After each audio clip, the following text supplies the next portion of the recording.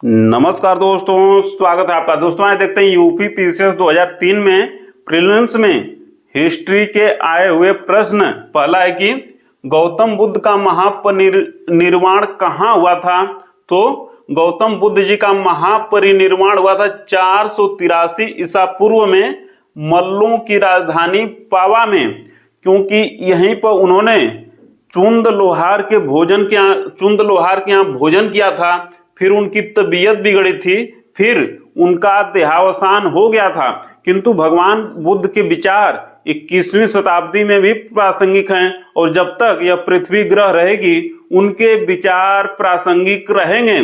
Next देखिए कि चैत्य पूजा स्थल होते थे और बिहार निवास स्थल होते थे बौद्धों के। तीसरा महत्वपूर्ण प्रश्न की मगध के राजा बिंबिसार ने भगवान बुद्ध के लिए निवास के लिए वेलुवन विहार बनवाया था। प्रश्न पूछेगा कि वेलुवन विहार किसने बनवाया था? आंसर हो जाएगा मगध के राजा बिंबिसार ने।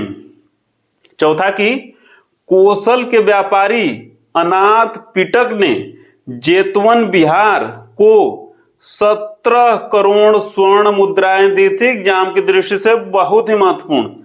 पांचवा देखिए कि सातवाहन वंश की स्थापना सिमुक ने की और 60 ईसा पूर्व में की। चंद्रगुप्त मौर्य को यूनानी लेखक सेंड्रोकोटस के रूप में संबोधित करते हैं।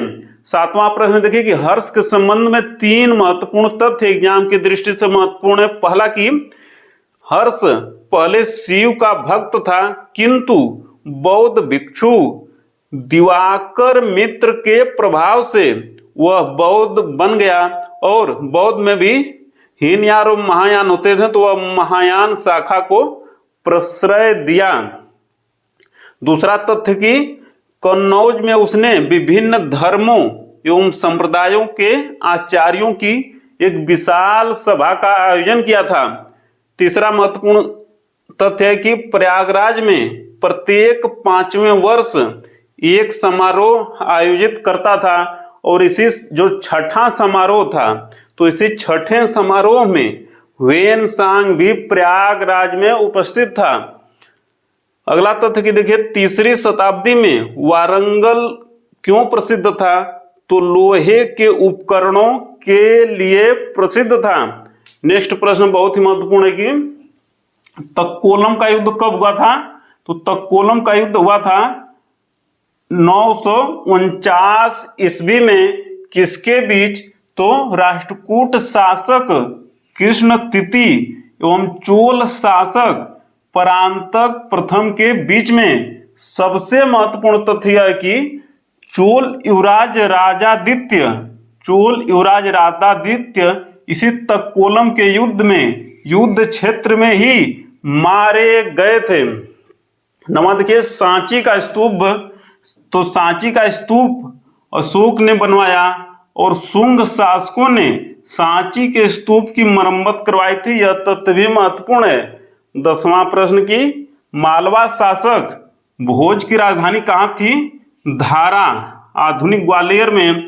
और भोज ने यहाँ पे संस्कृत विद्यालय का निर्माण करवाया था और सरस्वती माता का मंदिर भी बनवाया था। 11वां महत्वपूर्ण प्रश्न की देखिए मध्यकाल में भक्ति आंदोलन की शुरुआत आलवर संतों अर्थात वैष्णवों के द्वारा की गई और दक्षिण भारत से उत्तर भारत में भक्ति आंदोलन 12वीं सदी में रामानंद जी के द्वारा लाया गया और रामानंद जी का आश्रम प्रयाग में था। देखिए सुमेलित करना था। तो देखिए रानी दुर्गावती जी गोंडवाना की रानी थी। 1564 ईस्वी में युद्ध क्षेत्र में अकबर के विरुद्ध लड़ते हुए इन्होंने वीरगति को प्राप्त की। बहुत ही महत्वपूर्ण।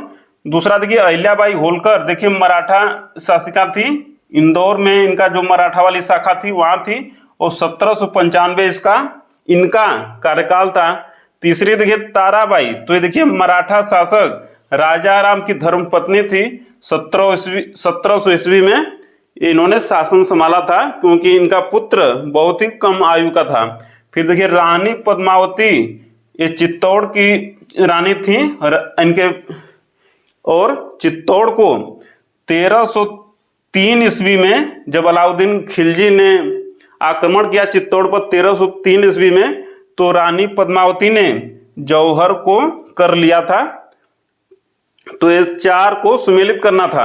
अब देखिए 13वां कि गुरु अर्जुन देव, तो गुरु अर्जुन देव ने खुसरो की, विद्रोही राजकुमार खुसरो की सहायता की थी, इसलिए जहांगीर ने अर्जुन देव को मृत्युदंड दिया। 14वां देखिए Indian council act 1861, Indian council act 1861, तो इस एक्ट के द्वारा गवर्नर जनरल को अध्यादेश जारी करने की शक्ति मिल गई। नेक्स्ट 15वां प्रश्न की संविधान सभा का विचार सर्वप्रथम किसके दिमाग में आया? तो स्वराज पार्टी ने संविधान सभा का विचार सर्वप्रथम दिया और 1934 में दिया।